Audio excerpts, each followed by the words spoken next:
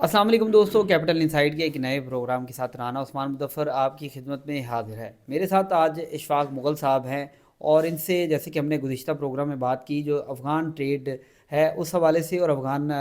के जो सूरत हाल बन रही है पाक अफ़गान बॉर्डर्स की, क्योंकि तुरखम बॉर्डर जो है कई दिन बंद रहा, उसके बाद अब दोबारा ओपन हो चुका है। अब जैसे कि कुछ ही दिन बाकी हैं, अफ़गान महाजरीन को वार्निंग दी गई है कि वो वापस जाएंगे। और जैसे कि इस्लामाबाद हाई कोर्ट में भी जो है एक अपील की गई थी कि अफ़गान महाजरीन को इस तरह वापस ना भेजा जाए, जबकि अफ़गान हुकूमत भी दरख्वास्त कर चुकी है कि अफ़गान महाजरीन जो इस वक्त यहाँ पर मौजूद है, जिनके पास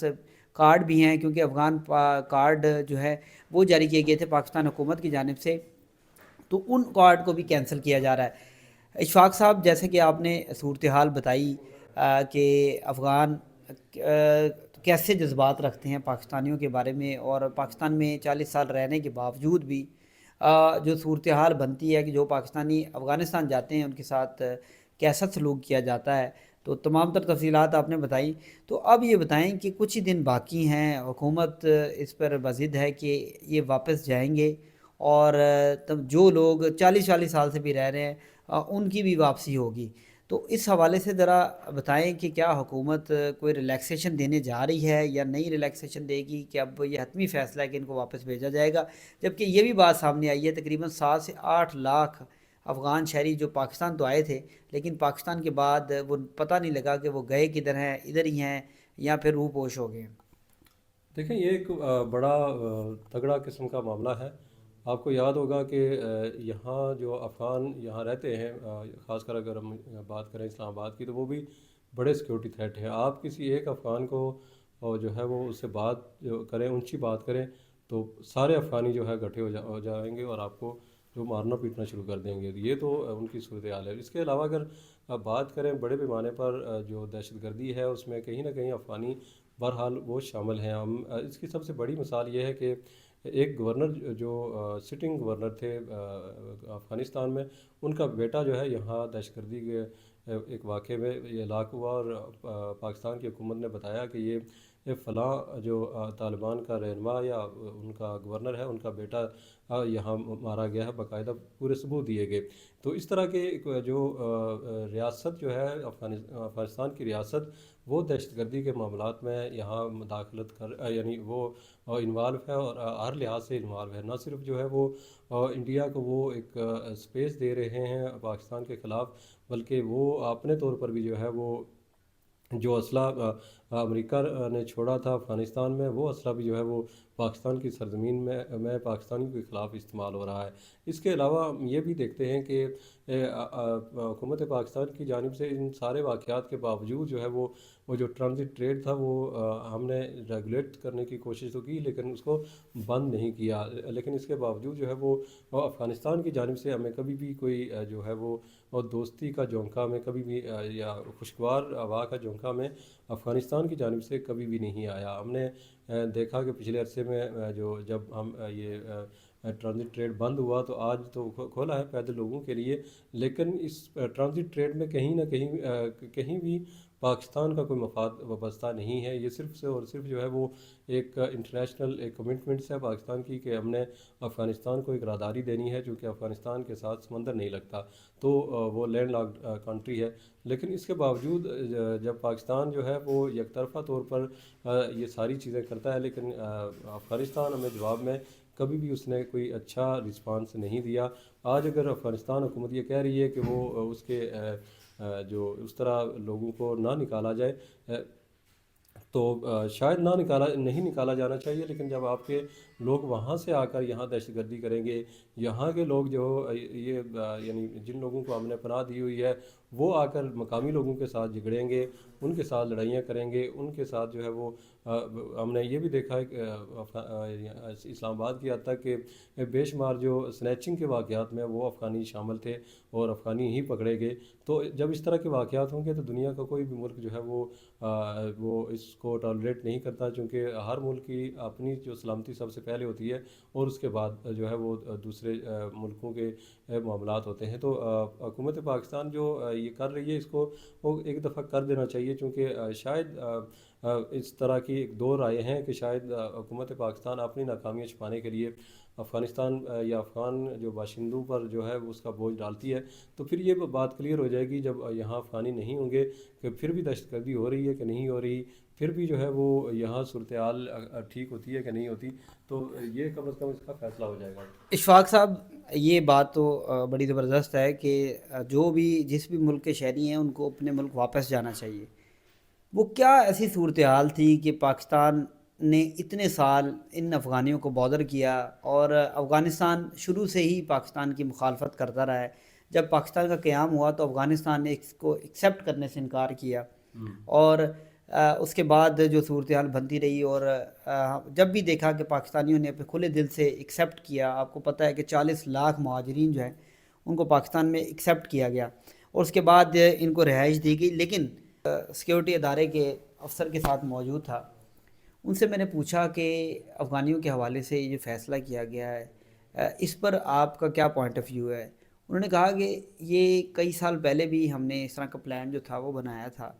لیکن سیکیورٹی اداروں کی جو رپورٹس تھیں ان کے مطابق کہ افغان جو 40 سال سے رہ رہے ہیں، یہ پاکستان کے گلی کوچے ہر جگہ کو جانتے ہیں۔ دوسری بات یہ ہے کہ یہ افغان خدا نخواستہ ان کو کسی گمراہ قسم کا جو فتویٰ اگر مل گیا تو یہ تو پاکستان میں ہر جگہ پر دہشت گردی کر سکتے ہیں۔ دوسری بات انہوں نے کہا کہ ایک حکمت عملی کے تحت ان لوگوں کو واپس بھیجا جا سکتا ہے، فورسفلی ان کو بھیجنا جو ہے وہ خطرناک ہو سکتا ہے، کیونکہ آپ کو پتہ ہے کہ افغانستان کے بہت سے ایسے لوگ یہاں پر غیر رجسٹرڈ ہیں جو کہ کاغذوں میں ہیں ہی نہیں۔ اس کے علاوہ پاکستان اور افغانستان کا بارڈر اتنا بڑا ہے کہ اگر جو پاکستان کی ٹوٹل فوج ہے وہ بھی بارڈر پہ لگا دی جائے صرف افغانستان کے بارڈر پہ، تو تب بھی اس بارڈرز کو کنٹرول نہیں کیا جا سکتا۔ اس کے علاوہ ایران کا بارڈر ہے، اس کے علاوہ انڈیا کا بارڈر ہے، تو یہ 2-3 بارڈر جو ہیں، اور صرف اس میں ایک بارڈر جو ہے وہ محفوظ ہے، وہ ہے چائنا کا۔ اس کے علاوہ تینوں بارڈر جو ہیں کیونکہ ایران کو برادر ملک ہے اس کے حوالے سے کہا نہیں جاتا، لیکن آپ کو پتہ ہے کہ کلبھوشن یادو جو تھا وہ ایران سے پاکستان آیا تھا۔ اسی طرح جو بلوچ جو دہشت گردی ہوتی ہے BLA کی، وہ بھی زیادہ تر سپورٹ جو ہے وہ ایران سے ہوتی ہے، اور ایران سے، کیونکہ آپ کو پتہ ہے کہ حالیہ جب ایک حملہ کیا تھا پاکستان پر، میزائل حملہ ایران کی جانب سے ایک میزائل گرایا گیا تھا، تو اس کے بعد جو رسپانس دیا گیا تھا وہ بلوچستان میں ان بلوچوں پر جو پاکستان میں انسرجنسی پھیلاتے ہیں۔ تو اس حوالے سے آپ کو لگتا ہے کہ حکمت عملی جو حکومت کی اس وقت چل رہی ہے وہ کامیاب ہوگی، جس وقت تحریک انصاف بھی جو ہے وہ حکومت کو سپورٹ نہیں کر رہی، اور تحریک انصاف وہ جماعت ہے جس کو ایکسیپٹ کریں یا نہ کریں وہ پاکستان کی سب سے بڑی جماعت ہے؟ آپ کو نہیں پتہ، یا آپ یہ نہیں سمجھتے کہ یہ اس جماعت کو ساتھ لے کر اس کے بعد یہ فیصلہ کرنا چاہیے تھا؟ دیکھیں، اگر بات تاریخی طور پر یہی ہے کہ پاکستان نے جب افغان جنگ شروع ہوئی تو جو ہے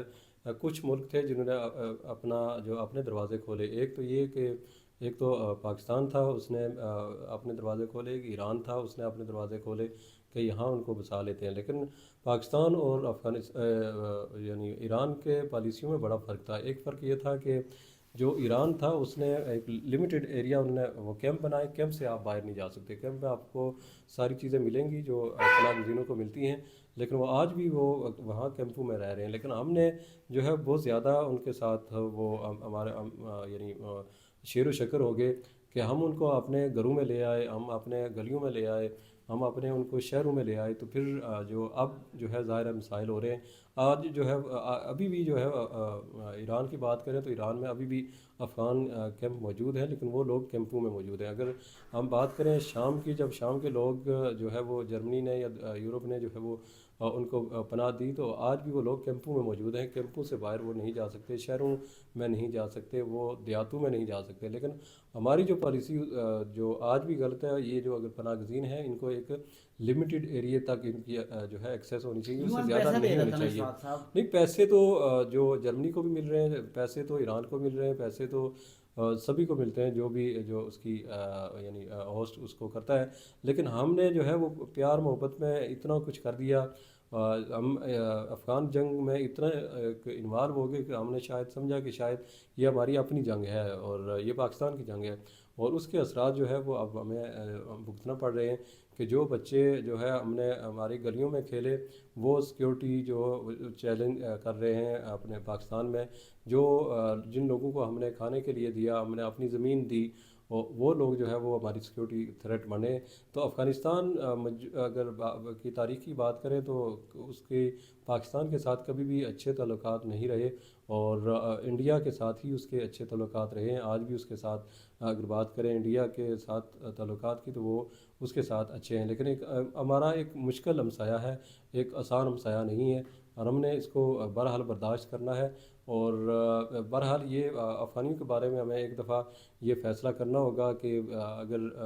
افغانی ہی سارے مسائل کی جڑ ہیں تو پھر افغانیوں کو نکل جانا چاہیے۔ اس کے بعد اگر پھر بھی ہم کہتے ہیں کہ ہمارے مسائل ٹھیک نہیں ہیں تو پھر شاید ہم یہ سوچ جو ہم بیانیہ بنا رہے ہیں وہ شاید وہ ٹھیک نہیں ہے، اس کی کوئی پائیداری نہیں ہے۔